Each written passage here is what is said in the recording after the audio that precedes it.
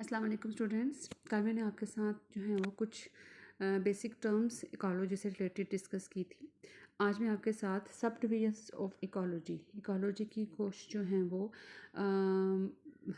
Types इसकी branches कह लें आप स्टडी करूँगी। इकोलॉजी को हम बहुत ज़्यादा जो है वो ब्रांचेस में डिवाइड कर सकते हैं। इसकी डिवीजन जो है वो बहुत ज़्यादा आप कह लें कि बेस ऑफ डिवीजन जो है ना, बेसिस फॉर डिवीजन वो डिफरेंट है कि आप इसको हैबिटेट के हवाले से कर रहे हैं, आप इसको पॉपुलेशंस के हवाले से डिवाइड कर रहे हैं।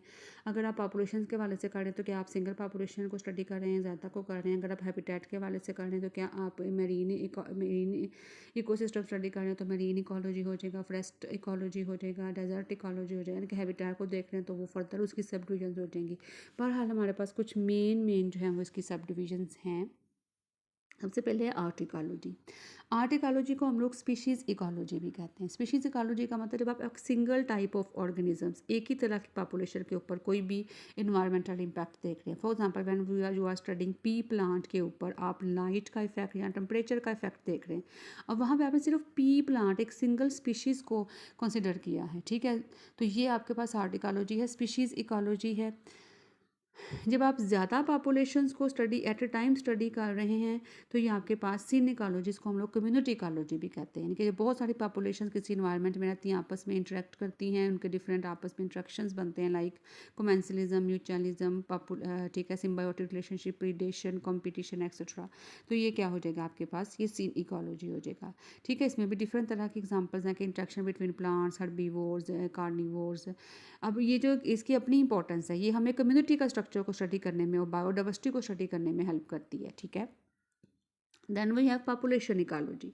Population ecology focus on the parameters of the population. Population एक डायनामिक टर्म है।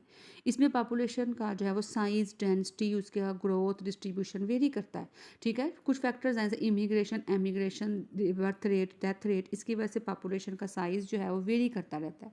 हम ये तमाम फैक्टर्स को जब स्टडी करते हैं पॉपुलेशन के अंदर, उनकी एज, डिस्ट्रीब्यूशन, उनका साइज़, डेंसिटी, उनकी डिस्ट्रीब्यूशन के पॉपुलेशन कैसे डिस्ट्रीब्यूटेड है, पैचेज़ में डिस्ट्रीब्यूटेड है, ये मतलब यहाँ ज़्यादा हैं, यहाँ ज़्यादा है, फिर यहाँ ज़्यादा है, या इवनली कोई ऐसा नहीं, रैंडमली डिस्ट्रीब्यूशन है। डिफरेंट चीज़ें जो पॉपुलेशन के रेफरेंस से हम स्टडी करते हैं तो वो पॉपुलेशन इकोलॉजी है। Then we have ecosystem ecology. Ecosystem ecology क्या होता है, जब आप किसी भी इकोसिस्टम को स्टडी कर रहे हैं, उसके स्ट्रक्चर, फंक्शन, उसके पैरामीटर्स देख रहे हैं, ठीक है ना, और इन्वायरमेंट, ऑर्गेनिजम्स का भी उसके अंदर इंट्रैक्शंस कैसा है।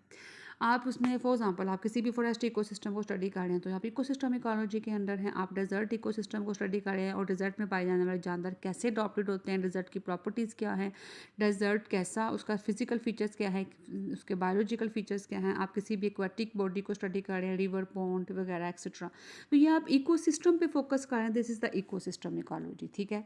उसके बाद आ जाएगा हैबिटेट इकोलॉजी। जब आप किसी भी जानदार को पर्टिकुलरली उसके हैबिटेट, नेचुरल हैबिटेट के रेफरेंस से स्टडी करते हैं।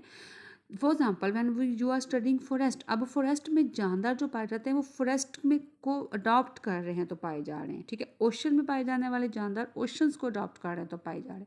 तो जब आप पर्टिकुलर किसी भी हैबिटेट को फोकस करते हैं और उस हैबिटेट में पाए जाने वाले जानदारों की वो प्रॉपर्टीज़ देखते हैं जिसकी वजह से वो उस पर्टिकुलर हैबिटेट में अडॉप्टेड है, तो ये हैबिटेट इकोलॉजी है, ठीक है।